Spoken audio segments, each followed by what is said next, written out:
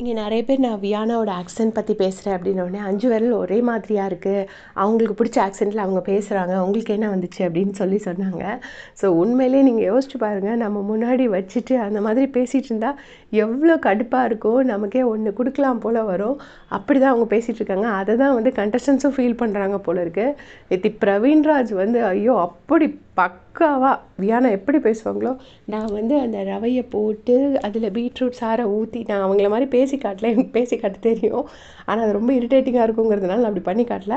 அதை எப்படி சொல்லுவாங்களோ அதே மாதிரி சொல்கிறாங்க. ரவையில் பீட்ரூட் ஜூஸை ஊற்றி அதை அப்படியே கலக்கி நான் பண்ணிட்டேன்னு சொல்லிவிட்டு அந்த சரோஜா தேவி ஆக்ஷன்ஸ் பண்ணுவாங்கள்ல, ஸோ அந்த சரோஜா தேவி ஆக்ஷன்ஸை வந்து சாரி அவங்க ஒரு லெஜெண்டு, அப்படி சொல்லக்கூடாது, இருந்தாலும் அவங்கள மாதிரி பண்ணிவிட்டு அந்த ஆக்ஷன்ஸ் எல்லாமே பிரவீன்ராஜ் வச்சு காட்டுறாரு. உடனே வந்துட்டு சபரி வந்து பக்கத்தில் இருந்து சொல்கிறாரு, ஹே ஒழுங்காக பண்ணி காட்டுமா, வீட்டில் நார்மலாக பேசுகிற மாதிரி பேசி காட்டுமா அப்படின்னு சொல்கிறாரு. உடனே பிரியங்கா, ரம்யா, ஜோ எல்லோரும் உட்காந்து பயங்கரமாக சிரிக்கிறாங்க. ஸோ கெஸ்ட்டும் அதை என்ஜாய் பண்ணுறாங்க. ஏற்கனவே தீபகண்ணா நிறைய வாட்டி சொன்னார் இந்த மாதிரி பேசாதம்மான்னு. அப்புறமா அவங்க அது டப்புன்னு மாற்ற முடியாதுல்ல, அப்போ வந்து இவ்வளோ நாள் பண்ணது ஃபேக் மாதிரி ஆகிடும்ல. ஸோ அவங்களுக்கும் வேறு ஆப்ஷன் இல்லை, ஓரளவு குறைச்சிக்கிட்டாங்க. பட் சண்டேயில் மட்டும் நல்லா பேச்சு வரும். அது யாரெல்லாம் நோட் பண்ணியிருக்கீங்கன்னு மறக்காமல் சொல்லிட்டு போங்க. தேங்க்ஸ் ஃபார் வாட்சிங்.